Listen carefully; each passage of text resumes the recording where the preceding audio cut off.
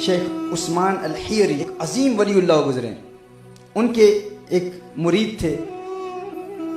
اسماء الرجال میں ان کا نام آتا ہے، بہت کامل عالم دین بھی ہیں اور علم حدیث کے ماہر بھی ہیں۔ وہ اپنے شیخ کی بارگاہ میں موجود ہیں تو مرشد نے حکم ارشاد فرمایا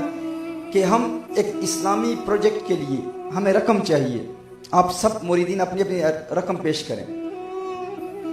تو وہ مرید تھے، وہ امیر مرید تھے، بڑی دولت تھی، ان ایام میں ان کے پاس بہت دولت تھی، تو وہ ایک تھیلی سونے کی بھر کر اپنے پیر کی بارگاہ میں پیش کرتے ہیں، مرشد کی بارگاہ میں پیش کرتے ہیں کہ یہ نذرانہ ہے، اس دین کے کام کے لیے آپ قبول فرمائیں۔ جو ہی وہ پیش کرتے ہیں تو باقی سارے مریدین جو وہاں بیٹھے ہیں انہوں نے نعرے لگانا شروع کر دیا، سبحان اللہ، ماشاء اللہ، شیخ عثمان الحیری کا اتنا بڑا مرید، دیکھو اللہ نے دولت دی ہے، اللہ نے نوازا ہے، لیکن یہ لالچی نہیں ہے، یہ اللہ کی خاطر دینے والا ہے۔ اس کے نام کے نعرے لگنا شروع ہو گئے، سبحان اللہ، ماشاء اللہ، کتنا کامل ولی ہے، کتنا کامل مرید ہے کہ اپنے شیخ کے حکم پر اپنی ساری دولت شیخ کی بارگاہ میں پیش کریں۔ وہ وہاں بیٹھے ہوئے ہیں، سوچ میں پڑ گئے، تھوڑی دیر کے بعد شیخ کی بارگاہ میں حاضر ہوتے ہیں، شیخ میں نے آپ کو نہیں دینا، میری تھیلی واپس کر دیں، مجھے دنیا کے کسی معاملے میں استعمال کرنی۔ مرشد سے کہتے ہیں، مرشد نے کہا ٹھیک ہے لے جاؤ۔ جو ہی مرشد کو واپس دی وہ تھیلی، مرشد نے اس مرید کو واپس دے دی، وہ تھیلی اٹھا کے وہاں سے نکلتے ہیں تو وہی مرید جو سبحان اللہ ماشاء اللہ کہہ رہے تھے وہ کہہ رہے کیسا لعنتی شخص ہے، کس طرح ملعون شخص ہے،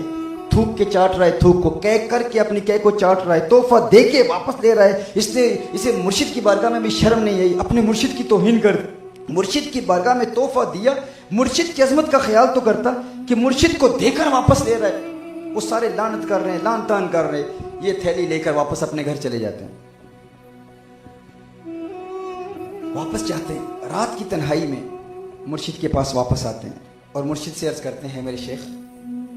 آپ نے حکم ارشاد فرمایا تھا تو میں نے آپ کی بارگاہ میں وہ تھیلی اللہ کے لیے دی تھی، اللہ کی رضا کی خاطر دی تھی، لیکن جب میں نے وہ تھیلی دی، وہ سونا آپ کو سارا دیا تو فوراً میرا نفس بیدار ہوا جب لوگوں نے نعرے لگانا شروع کر دیے۔ تو میرے نفس نے کہا تو بڑا کامل ہے، تو اپنی دولت اللہ کی راہ میں دے رہا ہے، تو میرا نفس خوش ہو گیا۔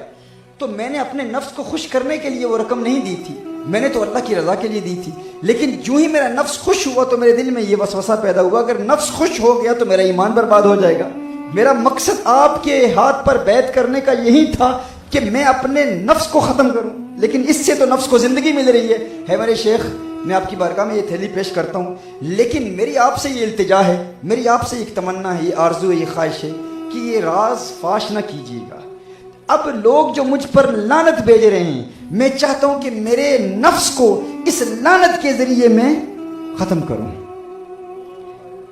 پوری زندگی اس راز کو فاش نہ کیجیے گا۔ یہ تھیلی آپ کے لیے ہے، لیکن چونکہ میں اللہ کی رضا کے لیے دینا چاہتا تھا یہ سارا سونا، لیکن وہ دیا اللہ کی رضا کے لیے تھا، وہ نفس کی خوشی کا باعث بن گیا، لیکن شیخ اب رات کی تنہائی میں آپ کی بارگاہ میں پیش کرتا ہوں۔ اب ہوا کیا، شیخ بھی کامل تھے، شیخ عثمان الحیری صاحب کرامت ولی اللہ، عظیم ولی اللہ، انہوں نے کہا پوری زندگی کسی کو بتائیے گا نہیں، میں چاہتا ہوں کہ ساری زندگی یہ لوگ میرے نفس پر لعنت کرتے رہیں۔ اب ماجرا یہ ہے کہ ساری زندگی جب تک یہ شیخ زندہ رہے جس گلی سے گزرتے باقی سارے پیر بھائی یہی کہتے ارے لعنتی شخص کہہ کر کے چاٹنے والا ہے، اپنی مرشد کی بھی عزت نہیں کی، ساری زندگی لوگ اسے مرشد کا گستاخ کہتے رہے، لیکن وہ مرشد کی بارگاہ میں مقبول شخص رہا۔ جب اس دنیا سے گیا تو پھر مرشد نے بتایا کہ یہ میرا کامل مرید تھا۔ یوں نفس کو مارتے ہیں، ہاں جو واقعی حقیقی مرید ہوتے ہیں، جو واقعی پیر بھائی ساری زندگی لعنت کرتے رہے لیکن وہ خوش ہوتے رہے اور نفس کو بار بار کہتے رہے ایک مرتبہ تو خوش ہوا تھا نا، اب ساری زندگی تجھے لعنت بھیج کے تجھے موت دوں گا۔ تو اس لیے اس نفس کو کنٹرول کرنے کا پروسیس جو پہلا سٹیج ہے وہ یہ ہے کہ مباح پریکٹسز سے آپ بچیں۔ آج یہ ارادہ کر لیں کیوں ہم ہر بات میں اپنے نفس کی بات مانتے، جو کھانا چاہتے ہیں وہ ہمیں مل جاتا ہے، جب سونا چاہتے ہیں ہم نیند کر لیتے ہیں، جب پانی پینا چاہتے ہیں پی لیتے ہیں، چائے پینا چاہتے ہیں پی لیتے ہیں، جس قسم کی خوراک چاہیے، تو اپنے نفس کو ہم نے اس قدر آزاد کیے ہوئے وہ جو کہتا ہے ہم کرتے ہیں تو ہم گناہوں سے کیسے بچ پائیں گے؟